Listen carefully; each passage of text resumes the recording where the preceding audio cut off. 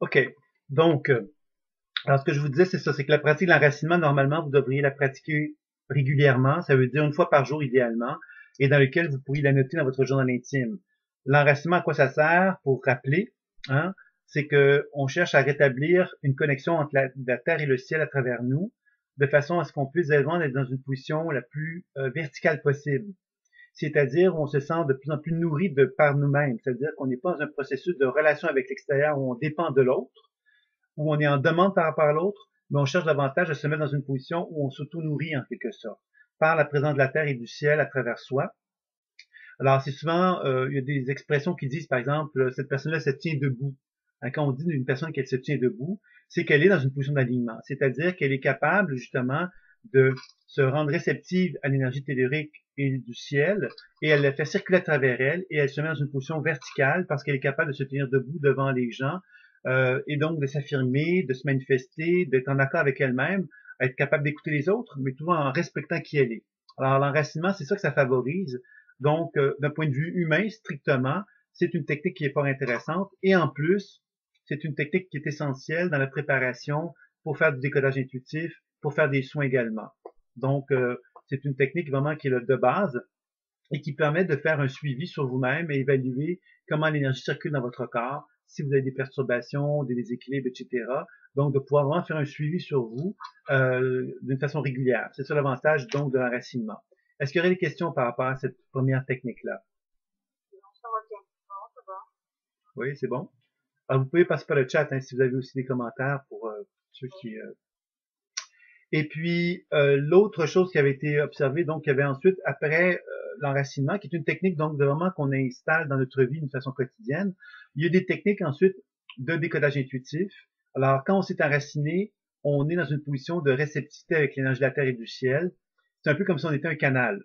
Ce canal-là, effectivement, est capable, justement, de reconnaître qu'à l'intérieur de lui-même, il y a une certaine énergie qui est en lui, et cette énergie-là, évidemment, quand elle est capable de bien la ressentir au niveau de la région du cœur, c'est un peu comme si notre chakra du cœur devenait amplifié par cette présence énergétique-là, et que c'est à partir du cœur qu'on va développer le décodage intuitif, dans un premier temps. Ça va pour ça aussi? Il y a une nouvelle, donc je crois que c'est Marguerite qui est là, je crois également. Donc, pour la technique du projecteur et de l'écran, qu'est-ce qu'on va chercher à faire à ce moment-là? C'est que on va partir du chakra du cœur pour amener de la lumière dans une région de notre corps. Alors, pendant qu'on a fait l'enracinement, on a pu observer donc qu'il y avait des zones de perturbation dans notre corps, et avec le soleil rayonnant lumineux de notre chakra du cœur, on va pouvoir diriger cette lumière-là dans l'une ou l'autre des régions du corps sur lesquelles on effectue un soin. Ça va? Alors donc, il y a une question qui m'était posée sur qu'est-ce qui est mieux, le projecteur ou l'écran. Alors, ce que je vous dirais, c'est que tant la technique du projecteur que la technique de l'écran vont être utilisées selon notre confort à l'utiliser aussi.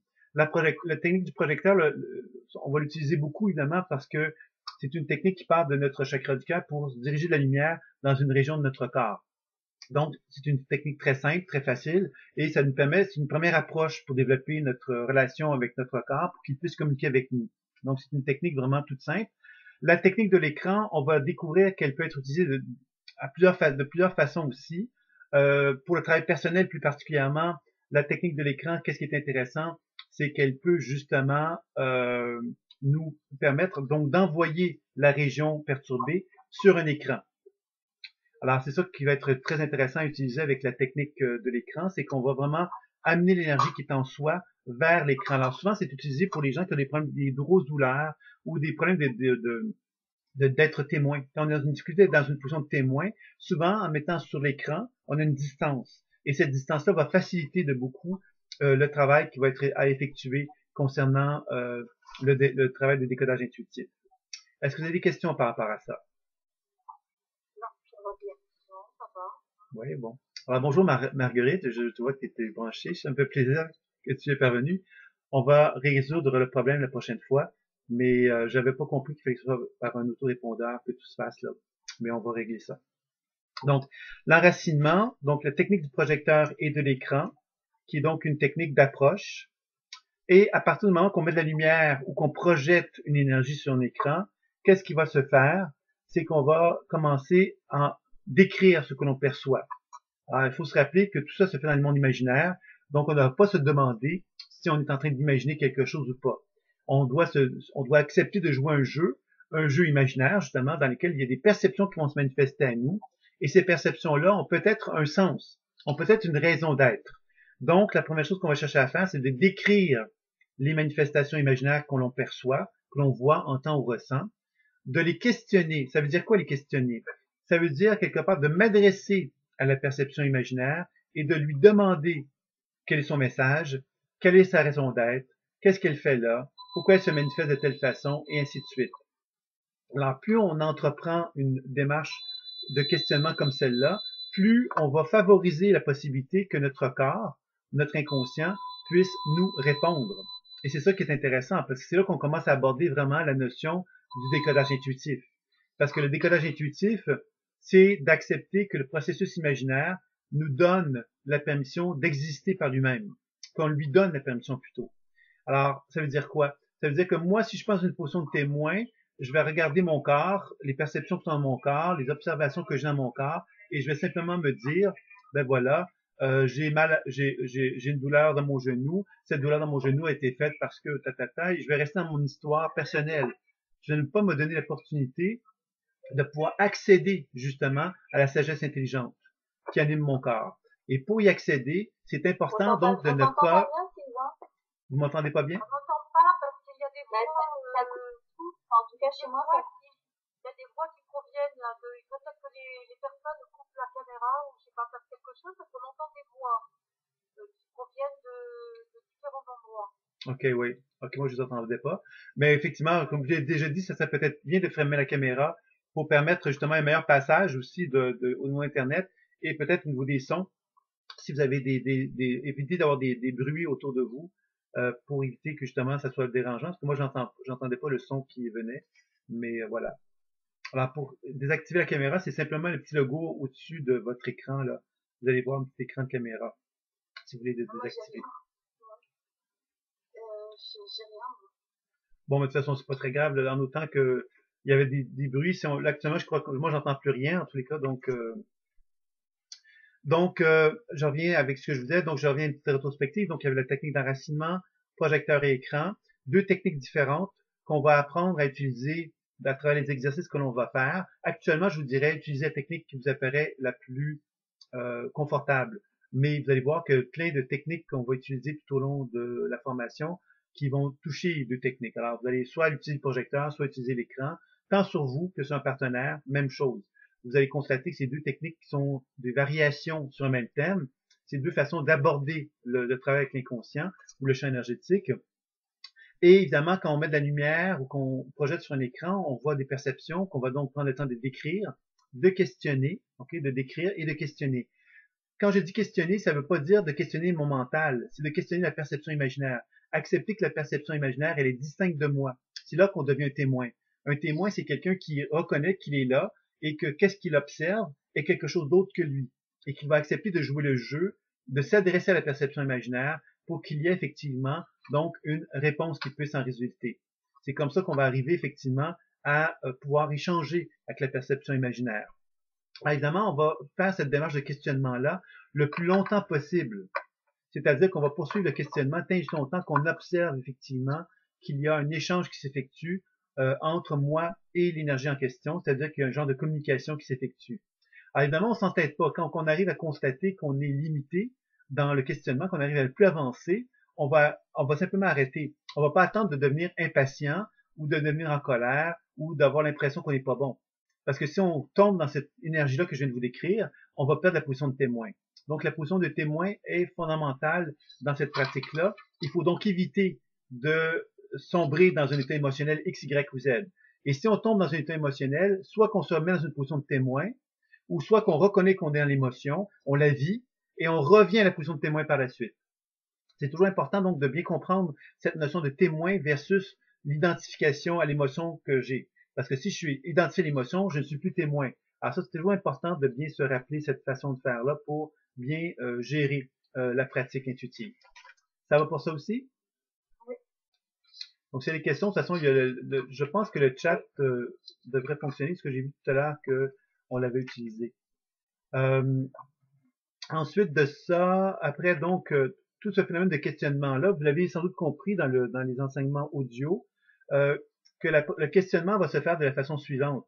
Hein, je vous le rappelle simplement, c'est que la première étape d'information, le premier degré d'information qu'on va capter habituellement dans un travail intuitif, c'est quelque chose qui est pas clair, c'est pas net, c'est pas, ça paraît un peu bizarre, des formes, qu'est-ce qui apparaît au niveau image, au niveau sensation ou au niveau des mots. Par exemple, on pourrait voir une couleur jaune, ça veut rien dire. Je pourrais voir une forme triangulaire, ça veut rien dire. Je pourrais ressentir une sensation plus ou moins claire. Je pourrais entendre des bruits intérieurs en moi qui sont pas très clairs non plus. Alors tout ça, finalement, m'amène à une forme de confusion, à une impression que ce que je suis en train de faire n'a pas d'allure, n'a pas de sens. Alors, c'est important encore là de rester dans une position de témoin en se rappelant que ce degré d'information-là, qui n'en est pas une, doit nous amener à garder la position de témoin et à questionner les manifestations imaginaires, même si elles n'apparaissent pas claires, même si elles ne donnent pas l'impression qu'elles ont quelque chose à nous communiquer véritablement.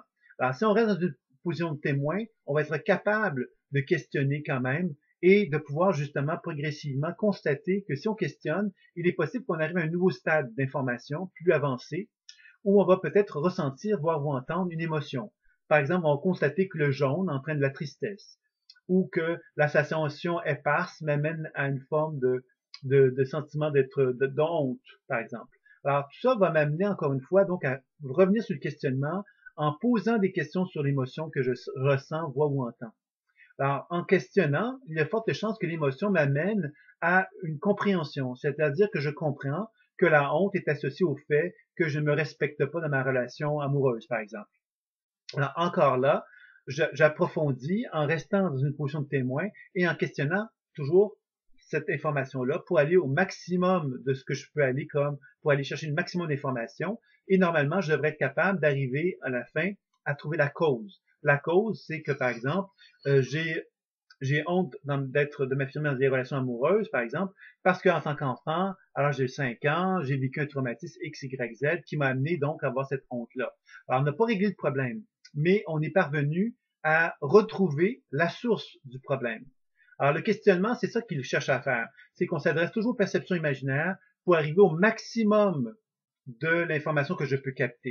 Bien évidemment, vous n'allez pas toujours être capable d'aller chercher la cause à chaque fois, mais vous allez être capable de questionner au maximum parce que vous allez comprendre que c'est ça un peu l'objectif. Et quand vous avez atteint le maximum de votre capacité à questionner, avant de devenir impatient ou de perdre votre position de témoin, vous allez passer à l'étape suivante.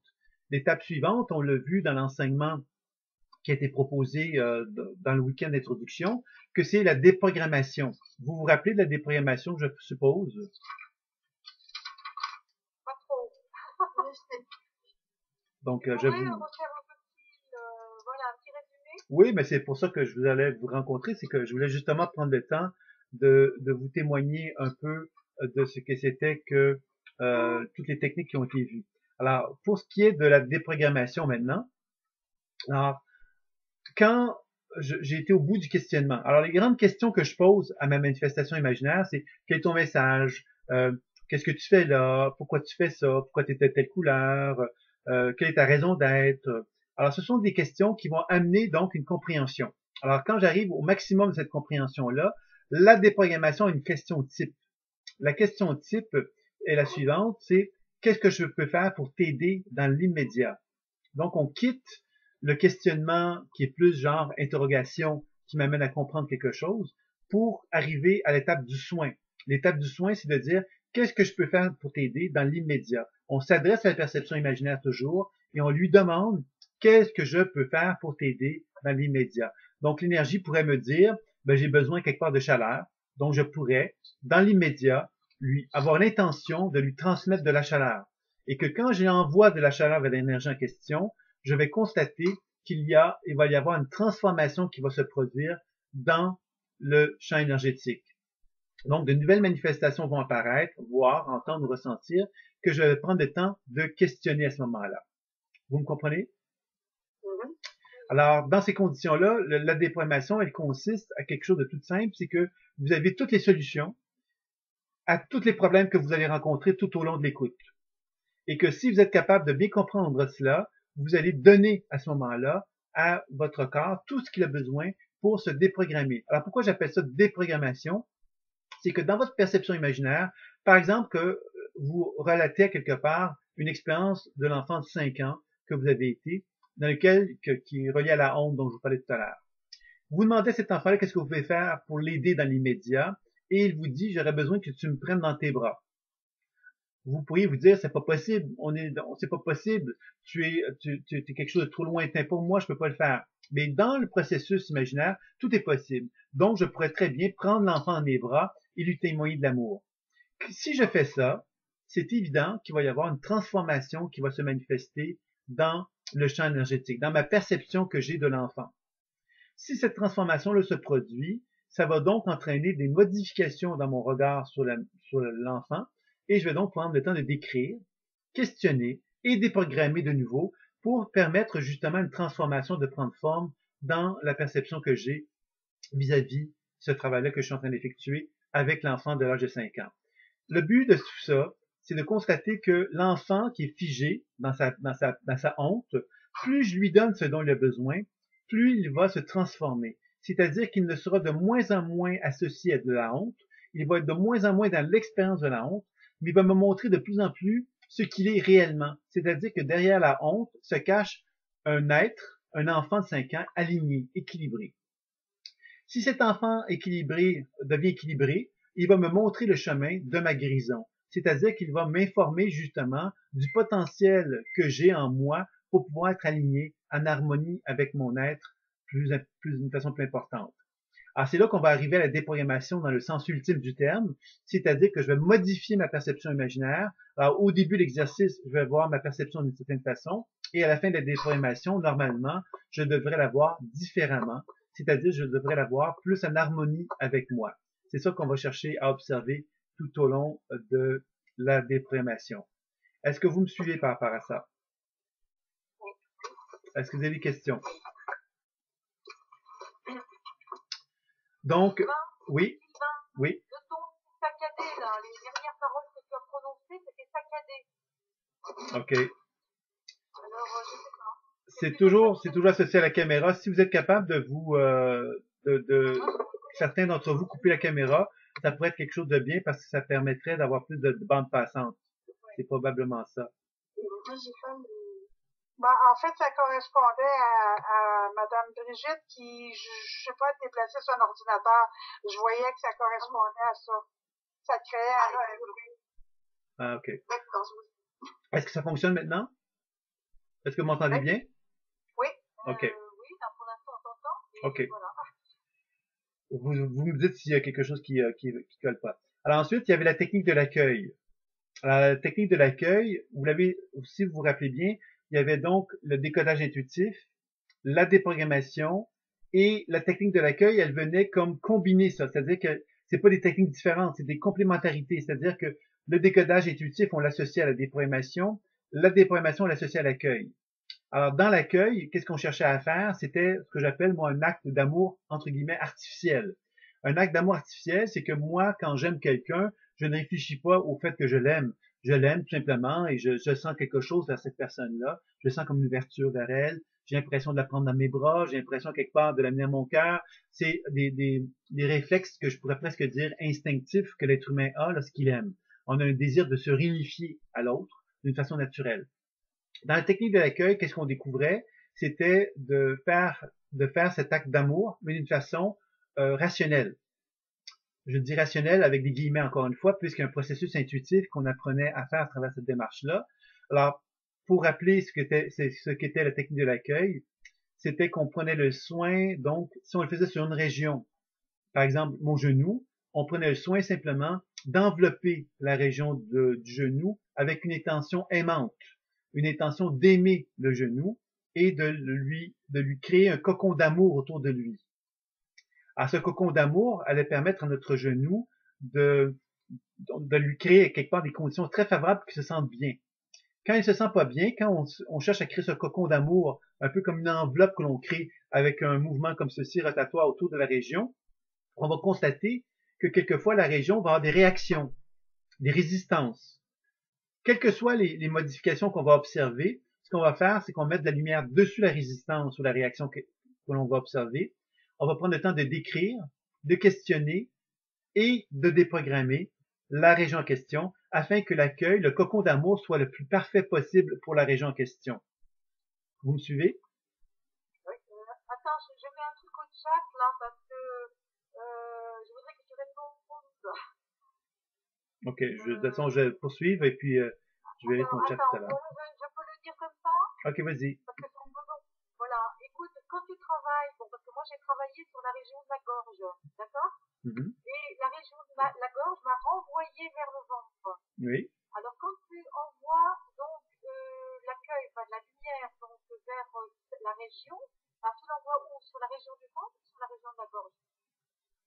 En fait, il y a une écoute là-dedans. L'écoute, c'est que si tu travailles sur la gorge et que ça t'amène vers le ventre, par exemple, ben quelque part, tu vas diriger ton attention vers le ventre, en sachant que tu as travaillé sur la gorge au départ. Donc, tu vas faire le travail le plus possible, le plus complet possible au niveau de ton ventre pour finaliser ensuite dans la gorge.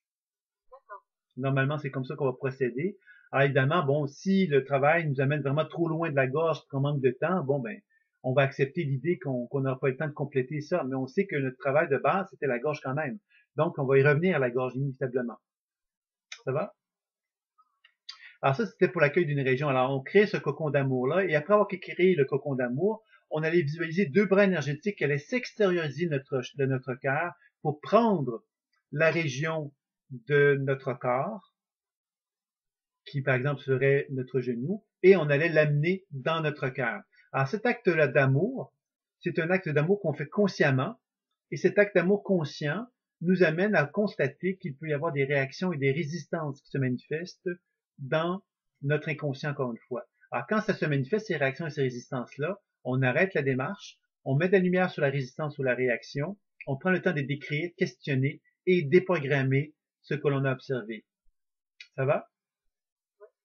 Alors, en faisant cela, ben, on va arriver effectivement à faire en sorte que l'énergie de notre genou, on va se sentir de plus en plus à l'aise à le faire pénétrer dans notre cœur, dans notre colonne de lumière, dans laquelle une forme de réunification s'effectue. C'est un peu comme si on disait à notre genou, ben, j'étais en désaccord avec toi, mais maintenant j'ai envie de t'aimer. Et l'acte d'amour va consister à amener notre genou dans notre cœur. Ça, c'est l'acte d'amour qu'on va chercher à effectuer lors d'un exercice comme celui-là.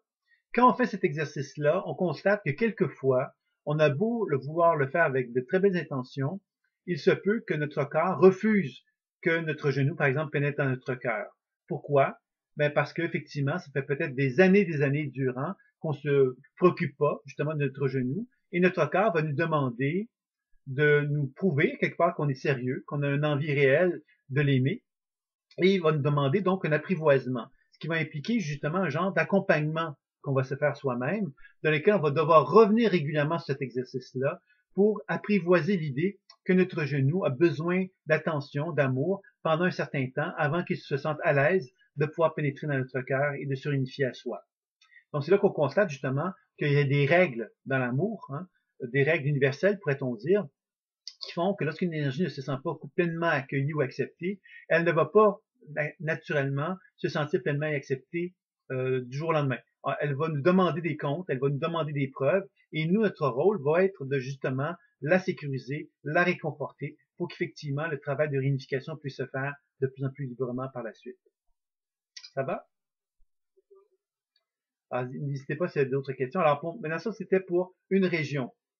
C'est la technique que je vous dirais qui est le moins que qui est utilisé dans la pratique intuitive, mais je vais vous proposer 3 autres façons de l'utiliser, que vous avez sans doute vu, qu'on avait déjà vu dans le week-end, mais que je vais vous rappeler.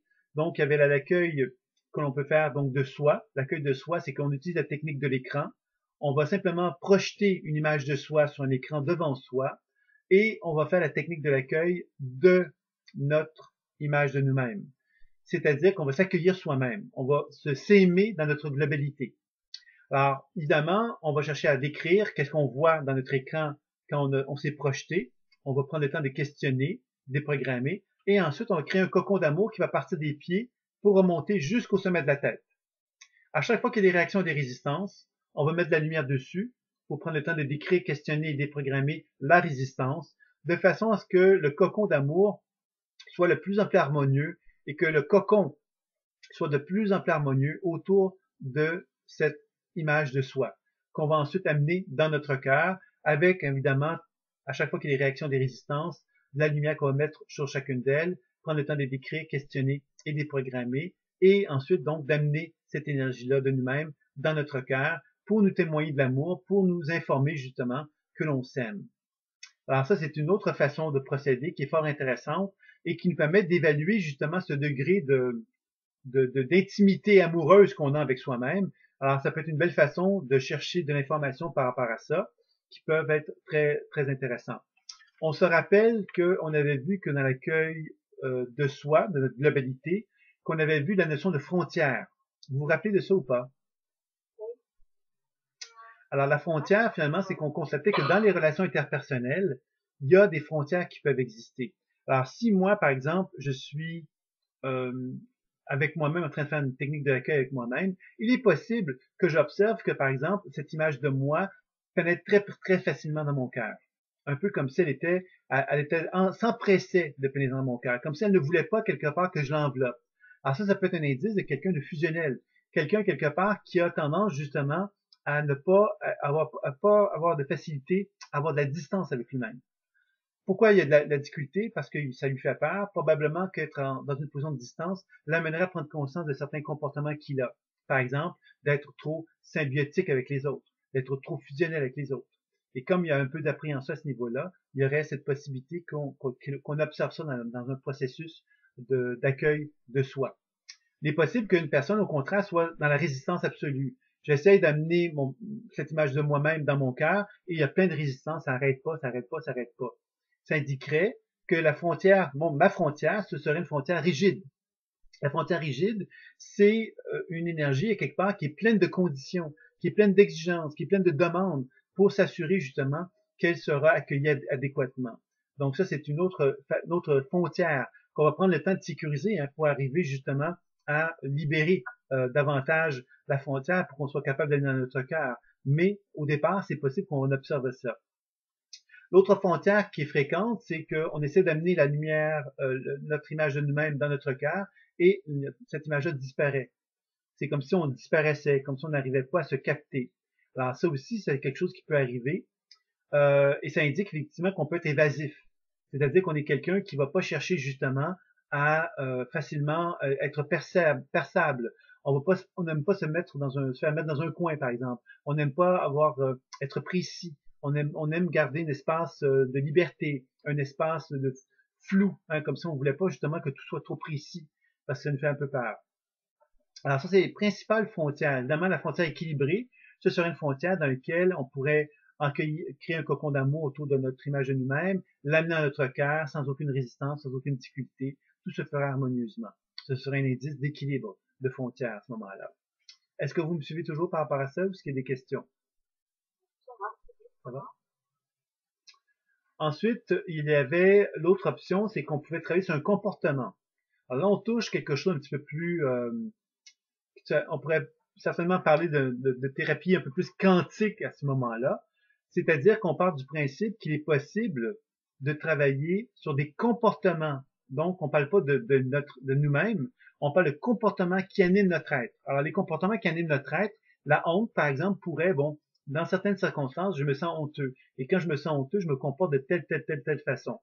Donc, je pourrais travailler sur ce comportement-là de la honte. Déjà, à ce moment-là, ce serait différent. Mon projecteur de lumière se dirigerait vers un écran qui me manifesterait une image de moi dans la honte. Je prendrai le temps de décrire, questionner, déprogrammer. Ensuite, je créerai un cocon autour de cette énergie-là. Et évidemment, chaque fois qu'il y a des réactions, des résistances, je mettrai de la lumière dessus, description, questionnement, déprogrammation. Je ferai en sorte que le cocon soit le plus confortable possible pour l'énergie en question, qui entraînerait évidemment une transformation dans ma perception du comportement honteux. Et par la suite, je chercherai à l'amener dans mon cœur, tout en étant attentif aux réactions et résistances, encore une fois, que je chercherai à réduire par la description, questionnement, déprogrammation, qui permettrait tout doucement à ce que l'énergie soit de plus en plus en harmonie avec moi-même et que je puisse l'amener dans mon chakra du cœur. Est-ce que c'est clair pour vous ça? Donc, vous voyez que la technique d'accueil est pleine de possibilités. La dernière possibilité qui est liée à la formation personnelle ou à l'application vers soi et qui ouvre la porte vers la pratique vers l'autre, c'est qu'on dit que on peut faire l'accueil vers un partenaire avec qui on désire se rapprocher.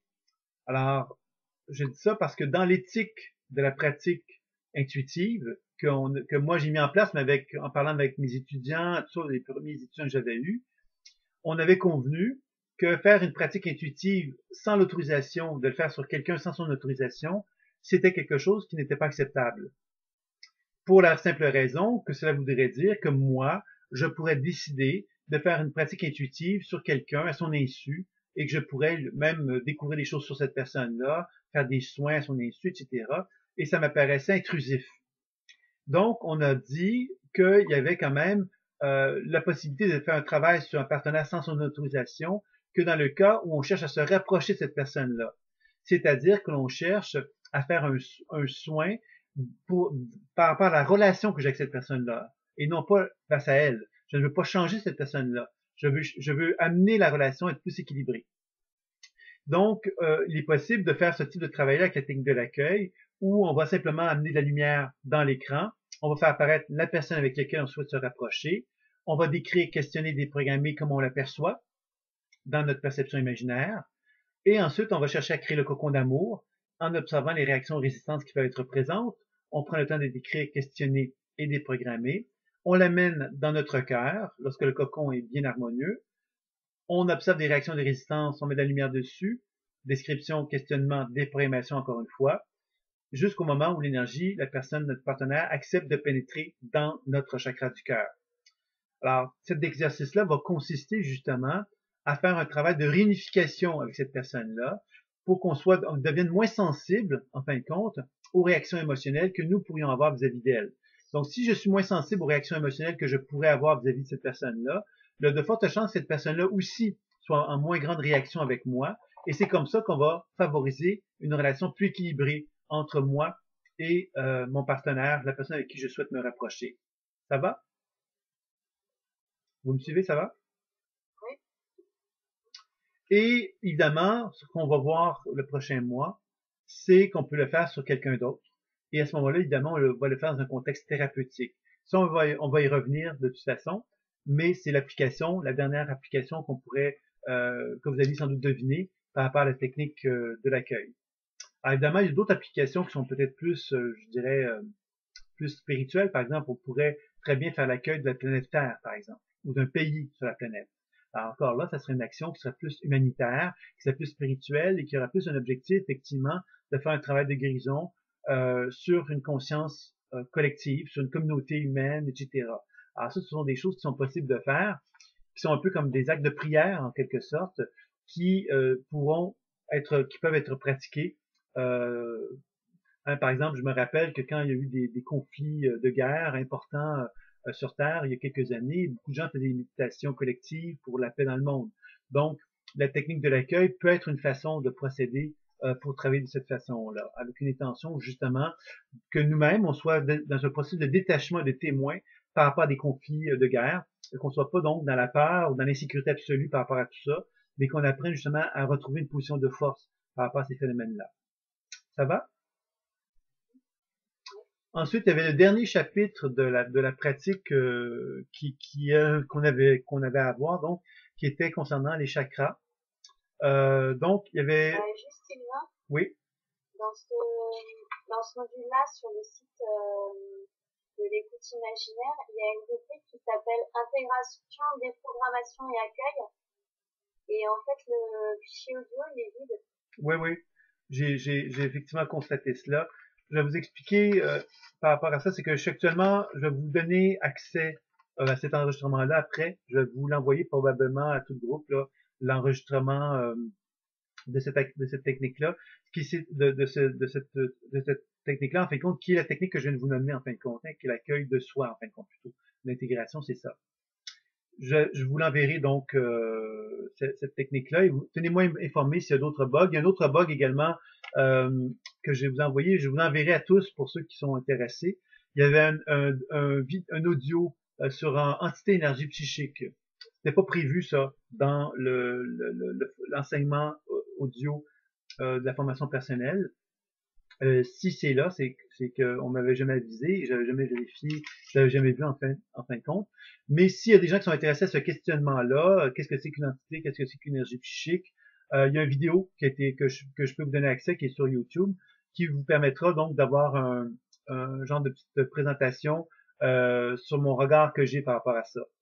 Évidemment, c'est pas le sujet de l'enseignement, où est-ce qu'on en est, en tout cas, c'est certainement pas associé à ça. C'est sûr que c'est un sujet super intéressant, qui est super important aussi dans la pratique, mais à ce stade-ci, je trouve que c'est assez avancé par rapport à où est-ce qu'on en est. Par contre, je vais quand même vous donner une petite information là-dessus, c'est que quand moi j'ai pratiqué, quand j'ai commencé la pratique intuitive, la première chose que j'ai rencontrée, c'est que moi j'avais un guérisseur qui m'enseignait et qui pratiquait carrément l'exorcisme. Donc, j'ai moi-même été exorcisé, etc. Donc, ça m'a un peu questionné parce que je me suis dit, bon, il a fait ça, mais je comprenais pas trop bien ce qu'il avait fait. Et tout son enseignement, il n'expliquait pas ce qu'il faisait. Donc, on a appris à exorciser, mais sans trop comprendre qu'est-ce qu'on faisait et tout ça. Puis ça m'a toujours questionné. Et après un certain nombre d'années de formation avec lui, j'ai décidé de prendre donc une certaine distance, puis de vouloir comprendre qu'est-ce qu'il en était de ça. Et j'ai eu la chance donc de travailler avec beaucoup de gens qui avaient des problèmes de santé associés donc à des entités, des maisons hantées, toutes sortes de choses comme ça. Ça m'a permis donc de mieux comprendre ce que c'était. Et ce que moi je pourrais vous dire par rapport à ça, c'est que toute manifestation, lorsqu'une personne se dit possédée par une entité, il faut savoir une chose toute simple, c'est que cette personne est en résonance avec une mémoire. Cette résonance-là, ça veut dire quoi? Ça veut donc dire que cette personne-là est donc en relation avec quelque chose qu'elle dit, où elle dit, ça ne m'appartient pas. C'est évident que ça lui appartient en partie.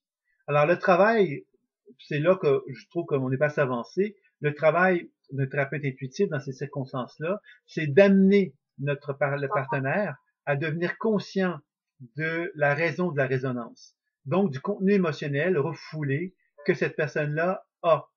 Puis évidemment, de faire un travail sur la mémoire collective aussi, c'est-à-dire sur cette mémoire d'identité. Alors, une entité n'est jamais une énergie négative en passant, dans le sens qu'elle est malfaisante ou je ne sais quoi. C'est d'abord avant tout une énergie qui souffre. Si elle devient malfaisante, c'est que nous, en tant qu'individus, on lui donne un pouvoir qui lui permet d'être malfaisante. Et que si on apprend à comprendre pourquoi elle a cette douleur, cette souffrance-là, on comprend que ce qu'on pourrait appeler ce qui est malfaisant est finalement de la souffrance. Et que tout le travail de déprogrammation devient hyper important à ce moment-là et de soins pour justement ne pas rester dans la fausse perception que l'on a des entités où on dit il y a des bonnes entités puis des mauvaises entités. Il n'y a pas que des mauvaises ou des bonnes, il n'y a que des entités qui sont harmonieuses avec elles-mêmes ou qui sont dans la souffrance. Et celles qui sont dans la souffrance, si on raisonne avec elles, ben c'est parce qu'on souffre nous aussi. Et si on souffre, ben ça peut amplifier la force de la souffrance de l'autre de l'entité. Et c'est là qu'il peut y avoir des phénomènes qu'on pourrait qualifier de possession à ce moment-là. Je ne sais pas si je suis clair par rapport à ça. Vous allez pouvoir de toute façon visionner la vidéo, je vous l'enverrai après sur ce sujet-là. Quand je suis tombée dessus, parce qu'en fait, c'est une expérience que j'ai faite il y a un mois, et mais sans avoir eu de retour ni quoi que ce soit, donc ça m'a bien clarifié les choses. Ok, mais tant mieux. Ben, de toute façon, j'enverrai pour les autres si vous êtes intéressés à cette vidéo-là, qui, bon, c'est peut-être pas un sujet du jour, hein, mais ça peut être c'est un questionnement. Par contre, c'est clair que c'est un questionnement qui intéresse habituellement beaucoup les gens, puisque c'est comme quelque chose qu'on se pose des questions à savoir. Puis moi-même, ça m'a pris un certain temps avant de bien comprendre ce que c'était, alors que pourtant, je travaillais avec des mémoires tout le temps. Et je travaille même avec des entités à la limite. Et on voit pas la différence, hein, pour être très clair. La différence avec une entité, c'est vraiment le processus de résonance avec avec le partenaire. Et souvent, les phénomènes d'entité, de possession sont liés à des frontières très fragiles.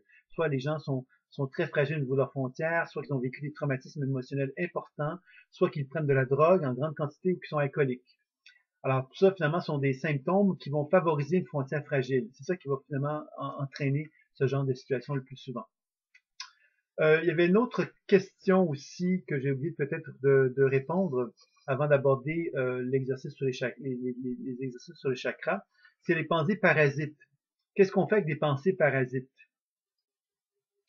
Euh, dans la, pratique de l'écoute imaginaire, qu'est-ce on doit toujours se rappeler que la position de témoin est fondamentale.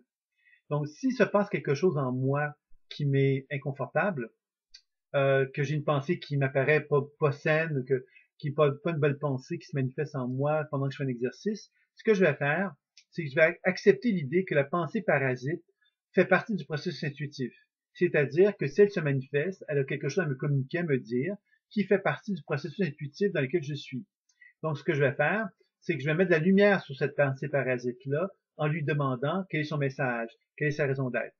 Donc, à ce moment-là, on va inclure toutes les pensées parasites qui pourraient se manifester tout au long du processus comme faisant partie de la démarche intuitive.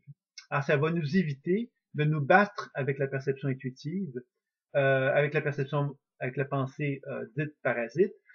Et souvent, quand on se bat avec une pensée parasite, bien évidemment, on oublie quelque part notre position de témoin et on perd justement le travail intuitif à ce moment-là parce qu'on devient finalement complètement émotivement affecté par le fait que la pensée parasite intervient. Donc, c'est une façon de procéder, je vous dirais, qui peut être intéressante.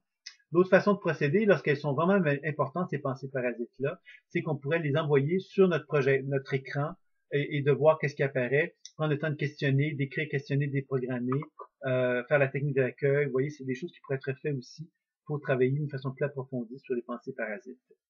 Ça va? Ensuite, donc, il y avait le dernier volet, c'était sur les exercices sur les chakras. Alors, les exercices sur les chakras, vous l'avez compris, il y a 7 chakras. Donc, c'est bien évident que pour faire un travail sur les 7 chakras, c'est beaucoup plus long. Donc, ce que je vous ai proposé de faire pour commencer, c'était de faire les techniques sur les 7 chakras, mais un peu comme un exercice sportif. On va l'appeler comme ça. C'est-à-dire que, par exemple, l'ouverture et la fermeture des chakras, ben, on peut le faire sur les 7 chakras. Ouverture, fermeture, ouverture, fermeture, ouverture, fermeture. Et faire ça au moins 7 reprises pour chacun des chakras. Alors, quand on fait ça, ben, on observe d'une façon très sportive qu'il y a un chakra qui peut être qu'on peut plus facilement ouvrir que d'autres. Et il y en a d'autres qu'on peut plus facilement fermer que d'autres. Et il y en a d'autres qu'on peut vraiment difficilement ouvrir, difficilement fermer.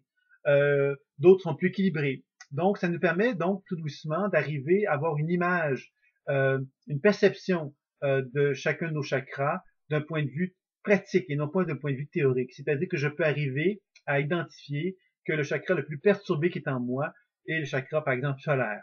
Parce que je constate qu'à travers les exercices que j'ai faits, chacun des exercices, le plexus solaire, j'avais beaucoup de difficulté à travailler avec lui. Donc, ça m'amène à développer une conscience à quelque part des chakras qui sont plus déséquilibrés que d'autres. Et évidemment, les techniques vont avoir pour objectif de chercher à équilibrer le chakra en question. Donc, si je le fais régulièrement, ces exercices-là, normalement, je vais être capable d'arriver à constater qu'il y a une amélioration également qui pourrait en résulter. D'où l'intérêt des techniques associées au chakra. Donc, l'ouverture et la fermeture, l'objectif de l'ouverture et la fermeture, c'est d'évaluer effectivement est-ce que mon chakra est dans un état de réceptivité pour s'ouvrir et se refermer, comme une respiration. La respiration consiste à quoi? C'est d'inspirer l'énergie cosmique et tellurique et ensuite de l'expirer pour créer un phénomène d'ouverture et de fermeture qui va ressembler à une respiration biolumineuse. Alors, quand cette ouverture-fermeture est adéquate, ça veut donc dire que le chakra est dans une bonne réceptivité pour capter les énergies cosmotelluriques provenant du monde ambiant et de pouvoir donc nourrir notre corps de cette lumière-là, de cette fréquence-là. Ce qui m'amène donc à les exercices suivants, qui était la canalisation équilibre des chakras par les couleurs, dans lequel on observait qu'il y avait donc 7 couleurs associées. Donc, bon, chaque chakra a une couleur qui lui est associée. Donc, le rouge pour le chakra racine, le orange pour le chakra sacré, le jaune pour le chakra solaire, le vert pour le chakra du cœur, le bleu pour le chakra de la gorge, le violet pour le chakra frontal et le doré pour le chakra couronne. Alors, ces couleurs-là ne sont pas des couleurs, c'est pas des règles absolues. Si vous allez dans les livres sur les chakras, par exemple, vous allez constater que des gens vont vous dire que il y a des variations sur la couleur qu'on associe à un chakra. C'est pas tout le monde qui va dire, par exemple, que le chakra couronne est doré. Il y en a qui vont donner une autre couleur. Alors, c'est pas tellement important, ça.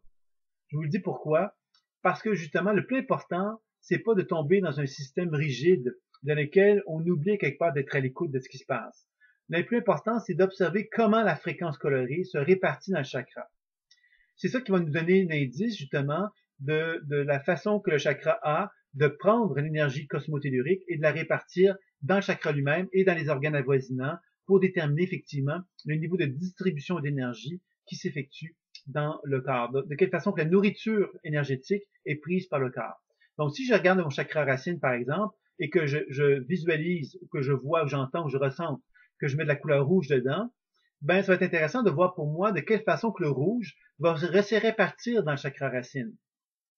Si je fais un énormément d'efforts pour qu'il y ait beaucoup de rouge dans le chakra racine et que je vois finalement que le rouge n'est pas présent, puis il y a très peu de rouge, puis c'est une couleur très rose pâle qui apparaît, ça va peut-être m'indiquer une information importante. Par exemple, je pourrais penser que mon chakra racine a une forme d'hypoactivité, c'est-à-dire qu'il est peu actif puisque j'essaye de répartir la couleur rouge harmonieusement dans le chakra et que la couleur rouge ne se répartit pas harmonieusement. Donc cela pourrait être un indice d'information qui pourrait être intéressante.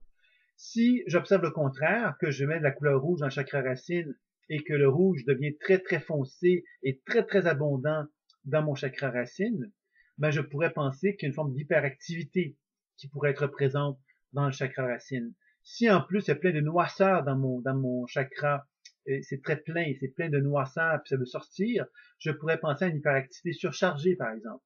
Alors, je vous donne des exemples de ça pour vous faire comprendre que le jeu imaginaire que l'on fait nous donne des informations, nous soigne et nous donne des informations également. À ce stade-ci, ce que je vous proposais de faire, c'était de mettre de la couleur dans chacun des chakras pour encore là déterminer lequel des chakras vous allez pouvoir identifier comme étant le plus équilibré et lequel qui était peut-être plus difficile à équilibrer justement. Encore là pour vous amener à développer une conscience et de voir de quelle façon que vous pouvez, par ces techniques-là, équilibrer le plus possible vos chakras. Ça, c'était donc avec les couleurs. Il y avait une variation qui était proposée avec les couleurs. Après avoir mis ma couleur rouge dans mon chakra racine, je pourrais demander à mon chakra racine quelle serait la couleur la plus équilibrante pour lui. Donc, mon chakra racine pourrait très bien me dire, ben moi, j'ai besoin de bleu. Alors, vous allez me dire, oui, mais le bleu ne correspond pas au chakra racine. Justement, si mon chakra racine me demande du bleu, c'est qu'il a besoin du bleu. Et si je lui apporte du bleu, ça va peut-être amener des transformations chez lui qui va m'informer, encore une fois, de nouvelles informations intuitives potentielles et qui vont m'amener également à faire un équilibre plus profond du chakra racine et donc de vraiment tenir compte du langage intuitif et ne pas tomber dans un langage trop rigide, un langage trop rigide ou trop intellectuel qui pourrait m'empêcher donc d'accéder à des informations qui pourraient être riches sur le chakra en question. Ça va donc pour l'équilibre par les couleurs? Oui.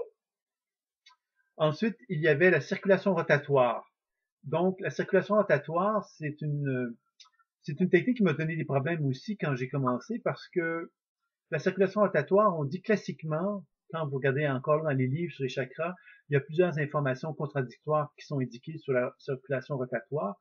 On dit que les chakras tournent dans le sens aigu d'une montre lorsqu'ils sont équilibrés.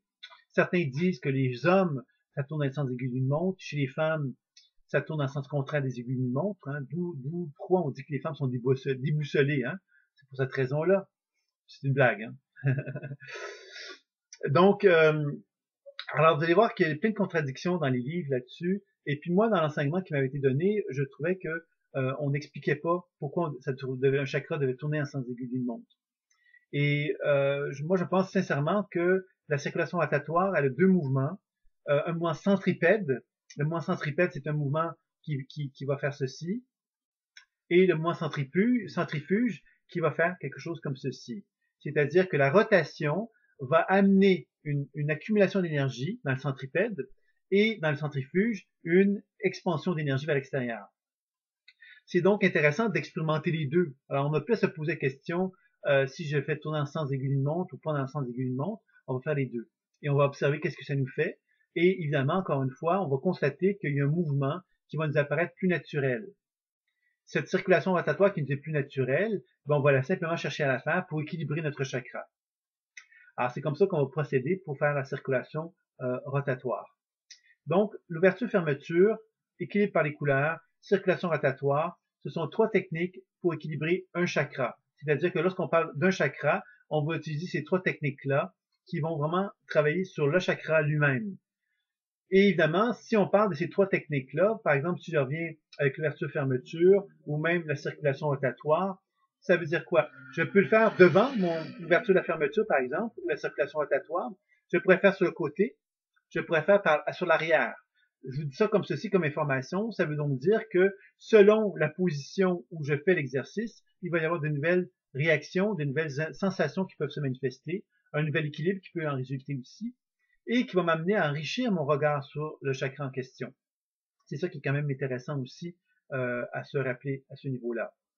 Ensuite, il y avait des techniques que j'appelle, moi, qui indiquent l'interaction qui existe entre les chakras. Donc, le mouvement descendant et ascendant. Il y avait d'ailleurs une question à ce sujet-là qui m'avait été posée. Alors, je vous explique. Alors, le mouvement descendant et ascendant, c'est un mouvement très fluide. On part du chakra, par exemple, du chakra du cœur. On va descendre vers les pieds. Et des pieds, on va remonter vers le chakra du cœur. On va faire ça au moins 7 reprises. Et le mouvement que je viens de vous décrire, c'est le mouvement descendant. Alors, ça veut donc dire de quelle façon que mon chakra du cœur est capable de relaxer pour descendre jusqu'aux pieds et de quelle façon que des pieds vont remonter jusqu'au chakra du cœur. Alors, ce mouvement-là indique ma capacité au niveau du chakra à se recharger, à se recharger les batteries, pourrait-on dire. Alors, tout le mouvement descendant permet de recharger nos batteries, de se redonner la capacité d'avoir une vitalité plus importante. Et lorsqu'on parle du mouvement ascendant, si on parle du chakra du cœur, le mouvement ascendant va partir du chakra du cœur pour remonter jusqu'au chakra couronne, et du chakra couronne va redescendre jusqu'au chakra du cœur. Ça va être le mouvement ascendant. Alors, le mouvement ascendant va m'indiquer, lui, de mon chakra du cœur, de ma capacité à prendre cette énergie-là que j'ai accumulée pour la dépenser, pour faire quelque chose qui va de l'avant, qui va m'amener à faire des actions, qui va me demander de dépenser de l'énergie. Donc, encore une fois, pour chaque chakra, on a un mouvement descendant qui permet une récupération d'énergie et un mouvement ascendant qui permet une dépense énergétique. Le mouvement descendant et ascendant fait référence aussi à la montée de la Kundalini que certains d'entre vous avez déjà peut-être entendu parler. Je me trompe ou vous savez un peu ce que c'est? Oui, oui. Alors, la montée de la Kundalini, c'est beaucoup, c'est un modèle, je dirais, qui a été développé beaucoup dans le développement spirituel des chakras.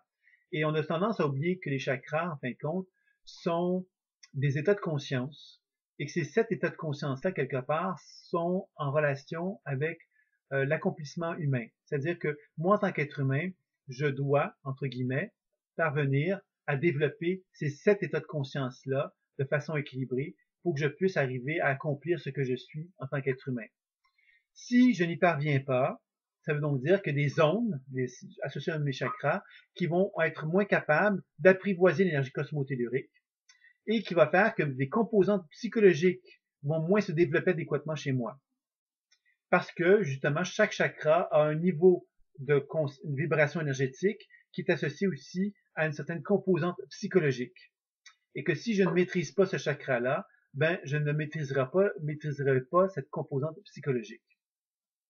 La montée de la Kundalini repose sur le principe que si j'apprends à faire un travail de connaissance de moi-même, que j'apprends à bien développer mes chakras, que j'apprends à bien développer ma relation avec mon soi supérieur, ma dimension spirituelle, etc., il va se produire à un moment donné ce qu'on appelle la montée de la Kundalini, qui est un phénomène naturel, je dirais, dans lequel les chakras vont se sentir appelés vers une élévation, vers la dimension spirituelle. Pourquoi? Parce que l'être humain aura développé une conscience spirituelle suffisamment élevée pour créer un phénomène d'attraction, pourrait-on dire, qui va faire que les énergies de sa personnalité, il va de moins en moins les nourrir et il va de plus en plus être capable de canaliser cette énergie vers la dimension spirituelle pour atteindre une forme de réalisation. Alors, c'est pas quelque chose que j'ai vécu, mais c'est quelque chose que je suppose, d'accord? C'est quelque chose qu'on a tous pour objectif de viser, pourrait-on dire. Maintenant, bon, très peu d'élus, hein, on sait sur Terre que très peu de gens qui vont expérimenter cela, et en plus, il n'y a aucune preuve, même si quelqu'un me disait, même si je vous disais, moi, par exemple, je l'ai vécu, j'aurais aucune preuve à vous le transmettre. Vous pourriez vous dire oui ou non. Vous pourriez avoir une position de juge en vous disant oui, c'est vrai ou c'est pas vrai. Mais on n'a pas de moyen de le vérifier. Donc, c'est pourquoi, effectivement, que dans la démarche spirituelle, il faut jamais trop se prendre au sérieux dans cette démarche-là.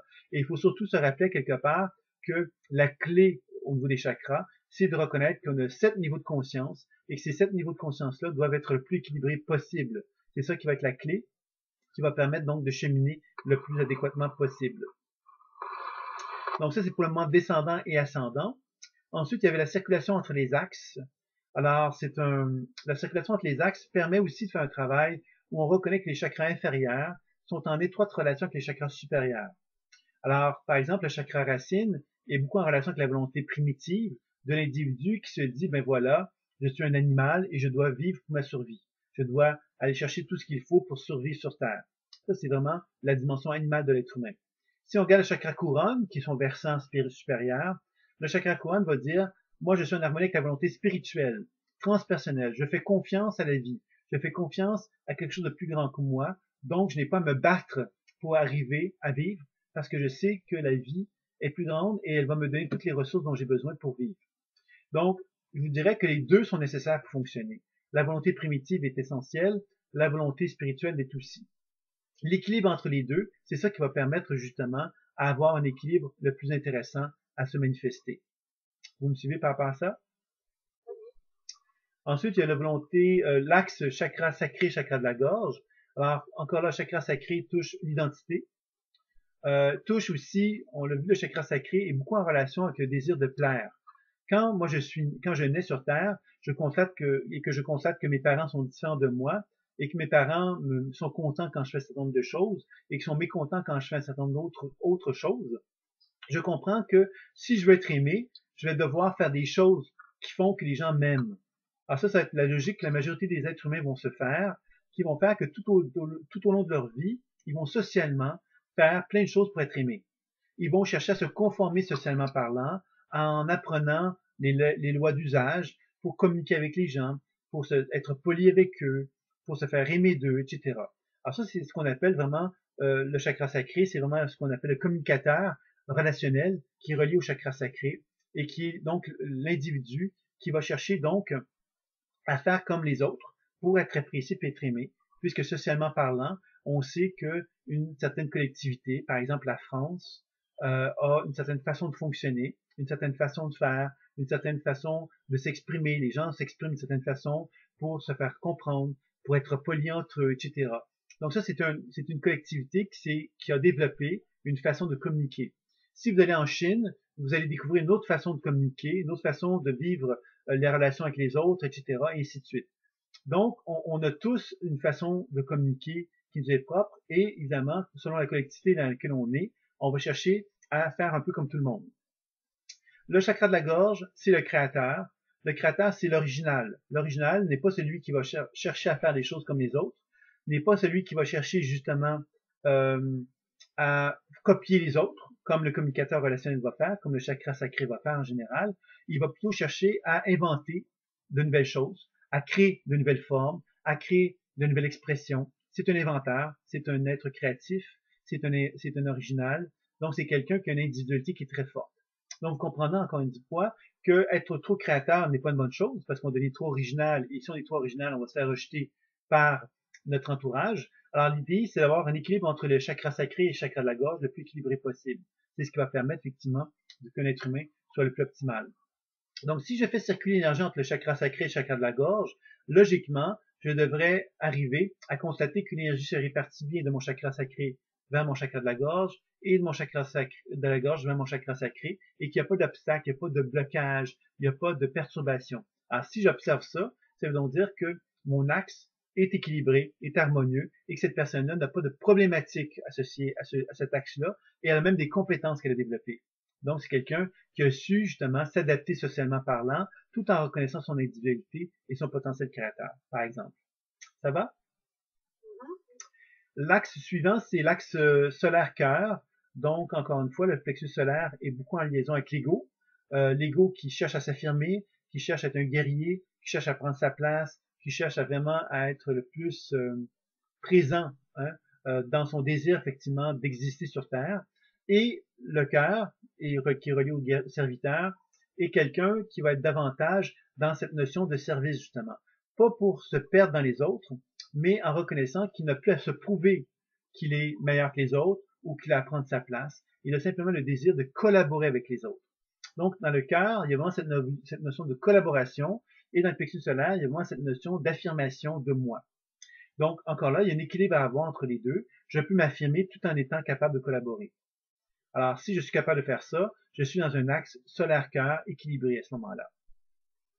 Beaucoup de gens, évidemment, on le sait bien, socialement parlant, la société favorise beaucoup le plexus solaire, c'est-à-dire qu'on est beaucoup dans un processus où on doit penser à soi, on doit être égoïste, on doit s'affirmer, on doit prendre sa place, on doit chercher constamment donc à se manifester de cette façon-là. C'est sûr que socialement, on valorise beaucoup. Alors, c'est sûr que le niveau du cœur, bien évidemment, cette notion de collaboration est quelque chose qui est moins valorisé, mais on espère qu'on tend dans cette direction-là, humainement parlant, collectivement parlant, on se dirige dans cette orientation-là. C'est ce qu'on espère. Voilà. L'axe suivant, c'est le cœur, qui est répété de nouveau avec le chakra frontal. Alors, le cœur représente ce qu'on pourrait dire l'accumulation de tout ce qui anime notre être au niveau de notre inconscient et qui cherche par le cœur à se manifester à notre conscient par notre cerveau qui est le chakra frontal. Alors, vous avez sans doute déjà entendu parler de la cohérence cardiaque. Je vous en ai peut-être déjà parlé, je ne sais plus. Oui, alors la cohérence cardiaque, pour ceux qui ne savent pas ce que c'est, vous pouvez aller sur YouTube, vous faites cohérence cardiaque, vous allez trouver des vidéos de David O'Hara, entre autres, qui est un médecin qui en parle assez facile, assez clairement, mais également des exercices de cohérence cardiaque qui vous sont proposés sur votre iPhone ou sur votre téléphone, comme on dit, intelligent. Vous pouvez télécharger gratuitement aussi des petites vidéos sur la cohérence cardiaque qui vous montrent un peu la respiration qui est à faire pour parvenir à favoriser cette synchronisation entre le cerveau et le cœur. Alors, cette cohérence-là cardiaque, elle existe depuis très longtemps. Les traditions spirituelles ont développé des techniques respiratoires qui favorisent cela, sauf que récemment, les Américains ont mis en évidence les bienfaits de cette technique respiratoire-là. Et c'est là qu'ils ont constaté que quand on respire, quand notre cœur est en harmonie avec notre cerveau, il y a quelque part des zones harmonieuses dans notre cœur qui indiquent que notre cœur est vraiment dans une position de non-stress, dans une position d'harmonie, d'équilibre, de bien-être, favorisant la santé. On a observé que les gens qui n'avaient pas cette cohérence cardiaque-là avaient donc des tensions nerveuses très importantes et on le voyait par des fréquences très, vous voyez, comme très rapides comme ça sur le schème permettant de voir le battement cardiaque et tout ça. Et ça indiquait que les gens étaient souvent angoissés, dépressifs, mécontents. Bon, il y a un tas d'informations qu'on va chercher à travers cela qui est fort intéressant et qui permet donc de comprendre que par cette technique respiratoire-là, on favorise le bien-être. Alors, donc, il y a des gens qui ont développé maintenant, bon, la cohérence cardiaque est devenue très à la mode, mais comme je vous disais tout à l'heure, il y a des techniques respiratoires qui sont très importantes, qui sont développées dans les grandes écoles spirituelles et qu'on va voir dans l'enseignement, éventuellement, et qui vont vous donner justement un avant-goût plus complet que ce que je vous propose d'aller voir par rapport à la cohérence cardiaque. Mais la cohérence cardiaque est déjà quelque chose d'intéressant. Si ça vous dit, vous pouvez jeter un coup d'œil sur ça. Globalement, finalement, c'est inspirer un certain nombre de secondes et expirer le double. En général, c'est à peu près ça, grosso modo, l'idée de la cohérence. Mais je vous invite à aller visiter sur YouTube les vidéos qui sont intéressantes quand même là-dessus, si ça vous intéresse. Et l'idée donc de l'axe cœur frontal, c'est que le chakra du cœur a des liens nerveux, des branches nerveuses avec le cerveau. Et que si ces branches nerveuses-là sont en harmonie avec notre cerveau, que le signal se fait harmonieusement, hein, qu'il y a une détente, une relaxation, une harmonie, un flux d'énergie qui circule, bien évidemment, on est dans un processus où on est dans l'état de bien-être, un état de cohérence avec soi-même, on est en harmonie avec nous. Alors, c'est pour ça que la respiration va aider le processus, mais c'est bien évident que tout le travail qu'on va faire au niveau du décollage intuitif, de la déprogrammation et des soins psychologiques des chakras vont également favoriser, évidemment, cette cohérence cardiaque.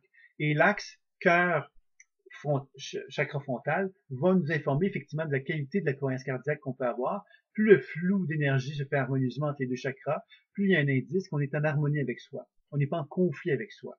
Alors évidemment, la respiration de la cohérence cardiaque peut nous aider à favoriser cette cohérence-là. Mais si on ne change pas rien dans notre psyché, il y a de fortes chances que cette perturbation vienne perturber notre rythme, notre cohérence de nouveau. Alors ça va être important évidemment d'éventuellement travailler aussi à un niveau plus profond. C'est ce qu'on va découvrir évidemment dans les exercices plus avancés. Ça va pour ça? Oui. Ensuite, ce qui était proposé pour finaliser ce module d'enseignement-là, c'était de faire un décodage intuitif et auto-guérison d'un chakra. Je dis d'un chakra parce que ça voulait dire quoi? Ça veut dire que si je prends mon chakra du cœur, par exemple, je ferai ouverture-fermeture, et à cette reprise, par exemple, et après ça, je prends le temps de mettre de la lumière sur les résistances, les réactions que j'ai observées, description, questionnement, déprogrammation. Donc, c'est là que j'intègre vraiment le travail intuitif. Parce que jusqu'à maintenant, dans les travails sur les chakras, on avait un travail surtout d'observation de qu'est-ce que ça nous faisait de faire un exercice sur les chakras, sur nos 7 chakras. Là, on va vraiment finaliser cet exercice-là avec l'intégration du décodage intuitif de la déprogrammation sur un chakra. On pourrait le faire sur les 7 chakras, mais ce sera beaucoup plus long et très long en fait. C'est pourquoi que je vous propose de le faire sur un chakra régulièrement. Vous pourriez par exemple en faire sur chakra racine pour commencer, chakra sacré, et ainsi de suite. Vous pourriez faire les 7 chakras, mais par étapes tout simplement, pour que ce soit des exercices qui seraient moins longs, plus faciles d'accès et qui vous permettraient donc de faire l'ouverture-fermeture, description, questionnement, déprogrammation. Ensuite, couleur d'un chakra, description, questionnement, déprogrammation. Ensuite, circulation rotatoire, description, questionnement, déprogrammation. Ensuite, mouvement descendant et ascendant, description, questionnement, déprogrammation. Et ensuite, circulation entre les axes, description, questionnement, déprogrammation. Alors, vous allez donc avoir fait ça sur un chakra. Vous allez avoir eu en incluant ces techniques-là de soins avec les déprogrammations et le décodage intuitif, vous allez avoir quelque chose de très complet qui va vous permettre donc d'aller chercher de l'information, de pouvoir déprogrammer et de pouvoir soigner. Et c'est ça, quelque part, qui est la base de l'enseignement de la pratique, c'est d'intégrer les trois, décodage, déprogrammation et soins. Et c'est ça que je vous propose comme dernier exercice concernant le travail sur les chakras. Maintenant, je ne sais pas s'il y aurait des questions sur l'ensemble de ce qui a été vu, parce que moi j'ai répondu à toutes les questions qui m'avaient été posées euh, avant que l'entretien web ait lieu. Donc allez-y si vous avez des questions, des interrogations, c'est le moment. Moi, j'avais une petite question, Sylvain. Oui. Concernant, en fait, quand tu ouvres, tu sais, tu fais l'ouverture et la fermeture des chakras, est-ce que, en même temps que tu ouvres, tu peux faire venir, en fait, la couleur? Ou est-ce qu'il faut faire après ça? Tu pourrais le faire, mais l'idée, quelque part, c'est de bien comprendre une chose, c'est que si tu ouvres et tu fermes, ça te permet, toi, d'aller chercher une compréhension de est-ce que le chakra est, on pourrait dire ça comme ceci, est actif. C'est-à-dire, est-ce que le chakra est dans des conditions pour recevoir l'énergie cosmotellurique. Ça, c'est une première chose. Oui, parce que, en fait, moi, ça vient tout seul, en fait. OK, c'est bon. Si ça vient tout seul, c'est un bon indice. Ce que je te dirais, par contre, c'est que la description, questionnaire, déprogrammation doit ne pas être oubliée pour chacune des étapes. C'est simplement ça. Oui, d'accord, ok. D'accord. Quand les choses se font par elles-mêmes, c'est toujours très bon signe. Ça veut donc dire quelque part que ton langage à toi, ton langage imaginaire, se manifeste d'une certaine façon qui lui est propre. C'est excellent. Parce que moi, ce que je vous fais comprendre, c'est que moi, je vous donne des techniques. On a vu une série de techniques aujourd'hui. Et ces techniques-là, quelque part, ne doivent pas être vues comme quelque chose de rigide qui ne peut pas parler. C'est-à-dire que quand vous allez vous mettre à pratiquer, vous allez constater que le monde imaginaire est en soi un monde qui vous est propre, qui vous appartient et qui a une façon de se manifester à vous qui vous est propre. Alors moi, je vous donne des techniques pour vous amener à développer ce langage imaginaire-là. Mais ce langage imaginaire-là va se déployer selon sa propre façon, je dirais. Et quand ça se manifeste, il faut surtout pas lui interdire d'exister. Il faut le valoriser. Valoriser plus les perceptions imaginaires que vous observez que la théorie, je dirais, ou la technique qui pourrait vous amener à vous empêcher d'être à l'écoute de ce qui se passe. Voilà. Ça va? Est-ce que vous auriez d'autres questions? Attends, j'en ai encore une. Ouais, vas-y, vas-y. Je peux me permettre. Ouais, bien sûr. J'ai testé donc la rotation, d'accord. En fait, moi, si tu veux, chez moi, la rotation, elle vient tout le temps dans le sens, je veux dire, des aiguilles d'une montre. Ça vient tout seul, ça aussi. Par contre, quand j'ai fait l'exercice, ce que tu demandais, à ce que ça dans le sens inverse des aiguilles d'une montre, et puis après dans le sens des aiguilles d'une montre. Et là, il s'est passé quelque chose dans le fait que, bon, je travaillais, je pense, sur le chakra de la gorge, et là, en fait, effectivement, j'ai visualisé comme une barrière, en fait. Une barrière qui me, en bois, comme tu trouves, de clôture, on va dire une clôture en bois, et qui m'empêchait, en fait, et qui me limitait. J'étais vraiment pas bien avec ça. J'étais comme emprisonnée avec ça. Et en fait, bon, j'ai questionné à ce moment-là. Et puis, donc,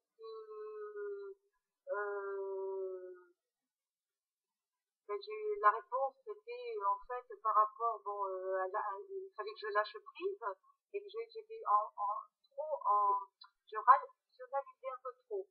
Et après, quand je suis allée dans le sens inverse dans le sens des aiguilles du compte, et bien là, j'ai vu, j'ai eu l'image d'un couvercle, comme un couvercle de cocotte minute, là, qui s'ouvrait, avec toute la vapeur qui sortait, et qui se dirigeait donc vers le ciel. Et là, en fait, il y avait comme une libération qui s'est effectuée. Alors voilà, donc ce que je voudrais savoir, parce que c'est dans ce sens-là, en fait, qu'il faut travailler, ou est-ce que là, j'étais un petit peu perdue par rapport à ça. Complètement, complètement. Écoute, c'est ça l'écoute imaginaire. C'est-à-dire que quand tu fais des exercices comme sur les chakras, normalement c'est ce que vous allez observer, hein. C'est-à-dire que vous allez constater qu'il y a des perceptions qui se présentent à vous sans que vous ayez le contrôle. Comme toi, tu as eu des perceptions imaginaires qui se sont manifestées, qui sont imposées à toi en fin de compte. C'est pas toi qui les as créées, elles se sont imposées à toi. Et évidemment, la position de témoin te permet logiquement d'être capable de décrire ce que tu observes, ce que tu viens de faire, de décrire, et ensuite de questionner et de déprogrammer et effectivement ensuite d'amener des soins pour amener justement la transformation de la perception que tu as.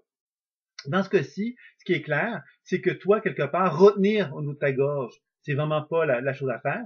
Hein, parce qu'on l'a vu, c'est que tu as une cocotte minute, tu as besoin de te dire ce que tu as à dire, tu as besoin d'exprimer ce que tu as à dire. Alors on voit bien quelque part que il y a en toi quelque part une dualité, je dirais, entre garder les choses et les exprimer avec une certaine forme de liberté, je dirais. Et que c'est ça quelque part sans doute que le chakra de la gorge te montrait à travers ces deux mouvements-là, tu vois. Puis l'idée, c'est de trouver l'équilibre. L'équilibre, c'est de justement être capable de trouver une voie juste entre les deux expressions, tu vois.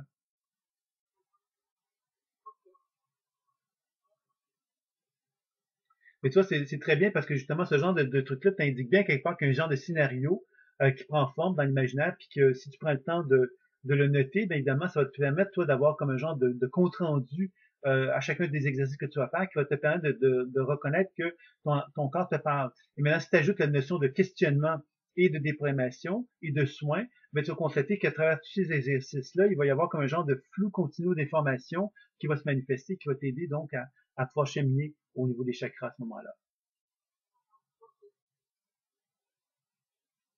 C'est bien? Et les autres, est-ce que Brigitte, Louise et puis Isabelle ont des choses est-ce qu'il y a des choses que vous aimeriez communiquer? Non, pas tout à fait. J'ai pas fini tous les modules, mais ça avance. OK, c'est bon. Et, Maintenant, et puis Brigitte?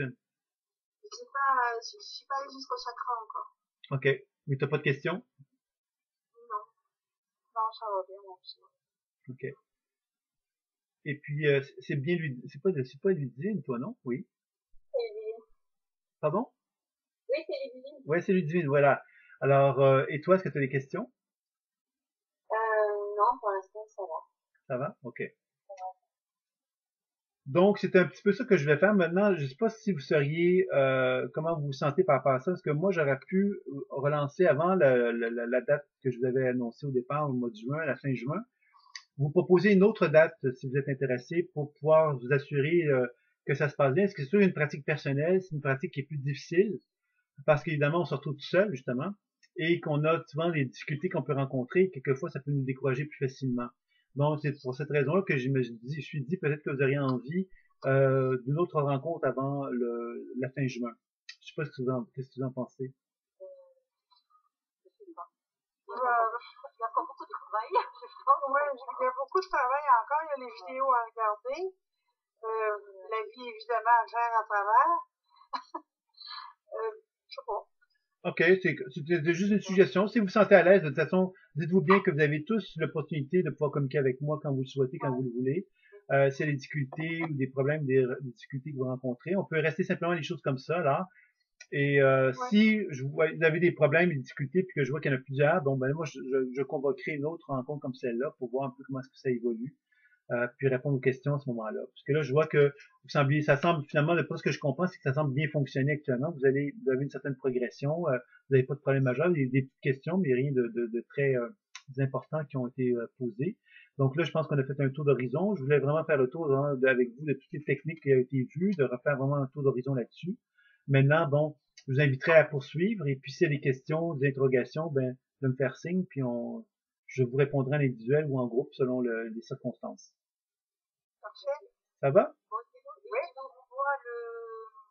Tu nous renvoies la séance, hein, Oui, pour écouter, hein. oui, oui. Enfin, bon, que tu as dit des choses, bon, que j'aimerais bien réentendre encore une fois. Ouais, OK. moi aussi, je suis d'accord avec ça. Oui, oui, je vous envoie le lien avec le lien de la conférence sur YouTube sur les entités si vous êtes intéressé aussi. D'accord. J'enverrai les deux à ce moment-là. Et je vais regarder pour intégration, des programmations et accueil pour voir si je peux vous l'envoyer également. J'enverrai peut-être pas ça tout d'un coup, là, mais je vais vous les envoyer les liens en tous les cas. Parfait. Ça va? Excusez-moi encore pour le petit désagrément du début, mais je vais travailler fort pour que ça se reproduise plus. Et La puis, prochaine fois, c'est la bonne, hein. ouais, c'est ça, exactement. Et puis, s'il y a quelque chose, de toute façon, vous allez me faire signe, n'hésitez pas, hein. Je suis là pour ça, hein, donc n'hésitez pas, profitez de moi, d'accord? C'est bon, merci Sylvain. OK? Et merci Sylvain. Et à bientôt. Oui, d'accord. Au revoir à tous. Au revoir. Au revoir.